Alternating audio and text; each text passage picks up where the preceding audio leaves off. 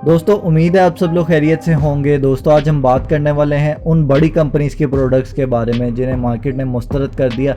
इनका कोई ख़रीदार ही मार्केट में नज़र नहीं आता था। अब ये कोई छोटी कंपनियों की प्रोडक्ट्स नहीं थी। इसके अंदर माइक्रोसॉफ्ट जून के बारे में बात कर लें या गूगल ग्लास के बारे में बात करें, पेप्सी के रेज़र के बारे में बात करें या फिर कोलगेट लजानिया के बारे में बात करें, ये इतनी बड़ी कंपनियाँ थी। ये तमाम चीज़ें आज के प्रोग्राम का हिस्सा होंगी। लेकिन सबसे पहले आपसे रिक्वेस्ट करते चलें कि हमारे चैनल को ज़रूर सब्सक्राइब कर दीजिएगा ताकि जो लेटेस्ट अपडेट्स हैं वो आप तक टाइमली पहुंच सकें।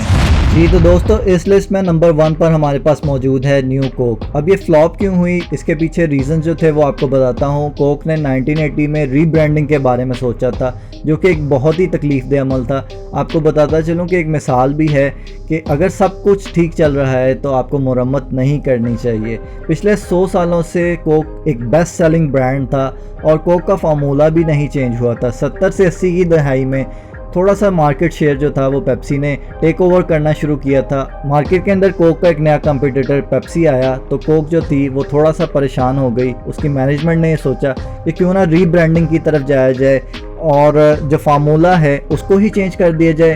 तो 1886 से लेकर 1982 में जाकर एक फार्मूला जो है उसके अंदर थोड़ी सी चेंजिंग लेके आई गई और एक न्यू फार्मूला लेके आया गया जिसे न्यू कोक का नाम दिया गया। कोका कोला वालों का ये कहना था कि हम पेप्सी का जो शेयर है वो मार्केट से बिल्कुल उड़ा के रख देंगे और जो क्लासिक कोक है उसको बंद करके न्यू कोक लेके आएंगे। 23 अप्रैल 1985 को company chairman Robert Goizueta New York city Lincoln center में मीडिया को इकट्ठा करते हैं और उन्हें अपनी प्रोडक्ट के बारे में बताते हैं और इंट्रोड्यूस करते हैं न्यू कोक के नाम से एक नई प्रोडक्ट को। अब कोका कोला के सीईओ और प्रेसिडेंट ने बहुत खुशियां मनाई वहां पे प्रेस कॉन्फ्रेंस के दौरान और कोक केन्स जो थे वो टोस्ट किए और मार्केट ने इस प्रोडक्ट को पहले ही मुस्तरद कर दिया था। अब ये हो रहा था कि न्यूयॉर्क स्टॉक एक्सचेंज में कोक के शेयर गिरना शुरू हो गए एकदम से। अब कोका कोला का ये ख्याल था कि वो पेप्सी के शेयर्स को मार्केट से उड़ा कर रख देगी, लेकिन दूसरी तरफ जो था वो खुशियां मनाई जा रही थी और वहां पर एक बुलिश ट्रेंड दिखाई दे रहा था। पेप्सी की सेल्स में रातों रात इजाफा हो गया था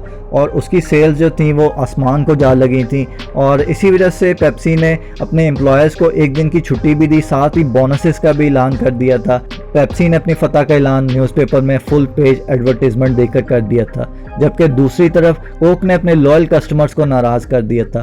चंद ही दिनों में कोक के हेडक्वार्टर्स को एक दिन में 5000 कॉल्स आ रही थी अपने नाराज़ कस्टमर्स की और ये कॉल्स जो थी वो बढ़ रही थी। ये कॉल्स जो थी वो जून तक 8000 लोग एक दिन में कॉल कर रहे थे जो कि नाराज़ हो चुके थे। अब मीडिया पर यह भी दिखाया जा रहा था कि न्यू कोक को लोग गटर में बहा रहे हैं और वो जो है न्यू कोक को एक्सेप्ट करने को तैयार नहीं थे। कुछ लोगों ने तो कोक के ऊपर मुकदमे भी कर दिए थे कि हमें ओल्ड क्लासिक कोक वापस करें। अब कोक अपने नाराज़ कस्टमर्स को मनाने के लिए कुछ भी करने के लिए तैयार था। उसने 1,90,000 ब्लाइंड टेस्ट करवाए कैनेडियन और यूएस सिटीजन्स के ऊपर कि किसी तरह से मेरे नाराज़ कस्टमर्स जो हैं वो वापस आ जाएं, लेकिन कुछ भी काम नहीं आ रहा था। अब 79 डेज़ के बाद हालात बहुत ख़राब हो चुके थे। 11 जुलाई 1985 को फिर से प्रेस कॉन्फ्रेंस की जाती है जिसके अंदर डोनाल्ड कियो ने बताया कि उन्होंने कंपनी के सीईओ को मना लिया है और कोका कोला क्लासिक को ही वापस लेके आया जा रहा है और फार्मूला के अंदर कोई भी चेंजेस नहीं की जा रही हैं और फिर से जो है हमारे जो नाराज़ कस्टमर्स हैं वो वापस आ जाएंगे, आई होप।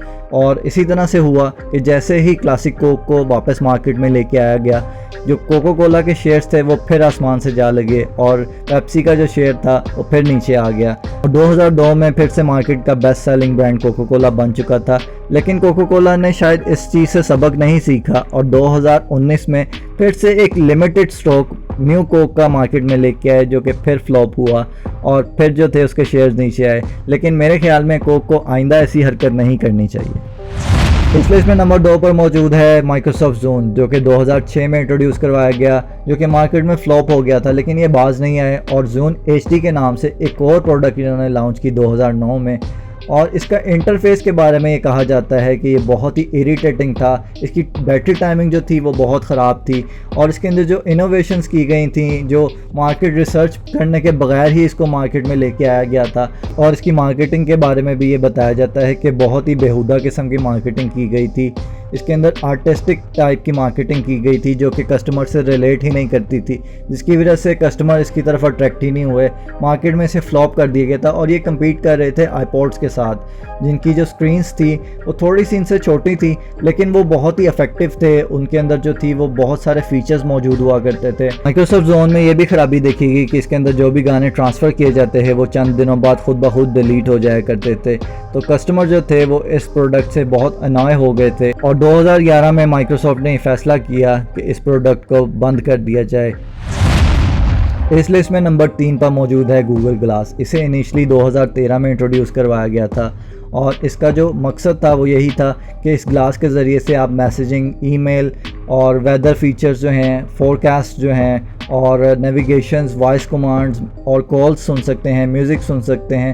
ये तमाम चीज़ें जो थी वो इसके ज़रिए से आप कर सकते थे और 2014 में ये जनरल पब्लिक के लिए अवेलेबल था और इसकी प्राइस जो थी वो इनिशियली बहुत हाई थी, $999 इसकी प्राइस थी। और ये तमाम फीचर्स जो गूगल ग्लास दे रहा था ये एक आम सी स्मार्ट वॉच भी दे रही थी उस ज़माने में। इसी वजह से मार्केट ने इसे फ्लॉप कर दिया था और गूगल जो था इसकी प्राइस को नीचे लाने के लिए तैयार नहीं था।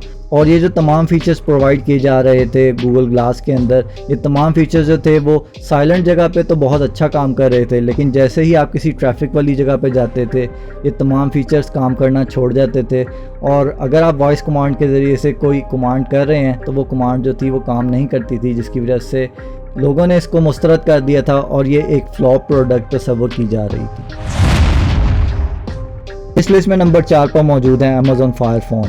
इसे 2014 में लॉन्च किया गया था। इसकी इनिशियल प्राइस थी $199 और आईफोन और सैमसंग्स भी अपने जो फ़ोन थे वो इसी प्राइस में बेच रहे थे और इसी वजह से लोग जो थे वो इसकी तरफ अट्रैक्ट नहीं हो रहे थे, क्योंकि इसके अंदर और भी बहुत सारी प्रॉब्लम्स थी। इस फ़ोन के ऐप स्टोर में 2,40,000 ऐप्स मौजूद थी, जबकि जो प्ले स्टोर था उसके पास 1 मिलियन ऐप्स मौजूद थी। और जो गूगल फ्लैगशिप ऐप्स थी लाइक जीमेल था, आपका ड्रॉप बॉक्स था, यूट्यूब था, गूगल मैप्स थे, ये तमाम चीज़ें जो थे वो आप इस फ़ोन में इस्तेमाल नहीं कर सकते थे, जिसकी वजह से ये फ़ोन मार्केट में बुरे तरीके से फ्लॉप हुआ और जिसने भी ये फ़ोन लिया वो रोता ही दिखाई दिया।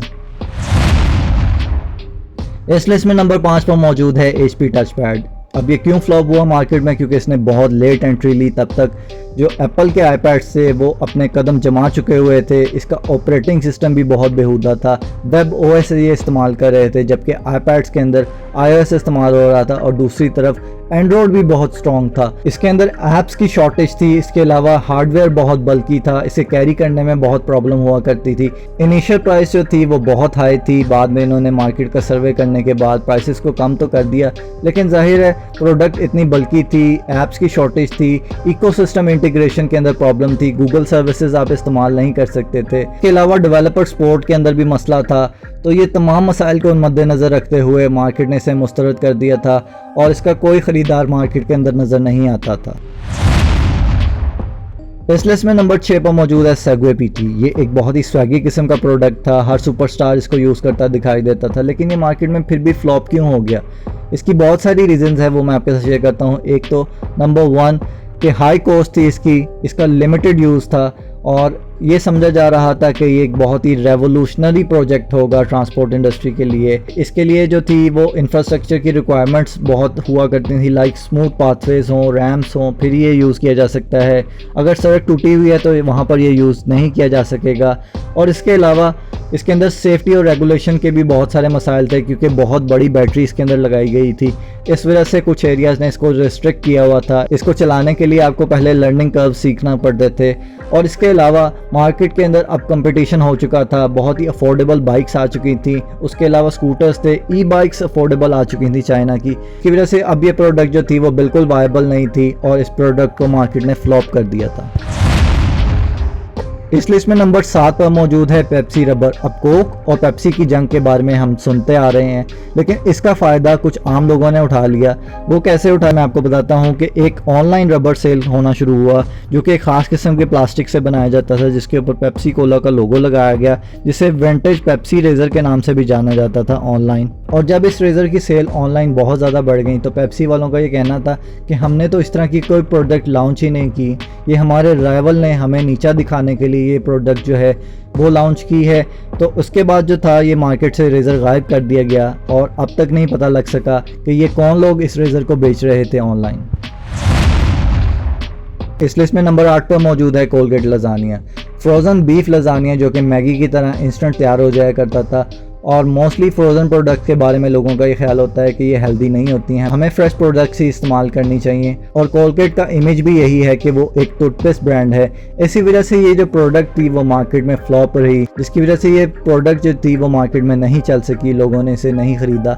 जहाँ जहाँ भी ये प्रोडक्ट गई वो उन्हीं शेल्फ में पड़ी रही। तो उम्मीद करता हूँ कि आज की हमारी वीडियो आपको पसंद आई होगी। अगर हमारी वीडियो पसंद आई है तो हमारे चैनल को ज़रूर सब्सक्राइब कर दीजिएगा। अपना ख्याल रखिएगा। अल्लाह हाफ़िज़।